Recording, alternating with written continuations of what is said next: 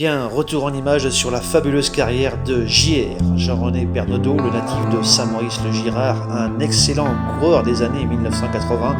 Il était ses premières années professionnelles à côté d'un certain Bernard Hinault. Il portait également le maillot blanc de meilleur jeune coureur sur le Tour de France. Il était également classé 3e d'un championnat du monde à Valkenburg, derrière un certain Jan Raes. Autant dire qu'on assistait là à l'éclosion d'un grand champion. Ici, on le retrouvait vainqueur sur la mythique étape du Stelvio, où un certain Bernard Hinault remportait son premier Giro d'Italia.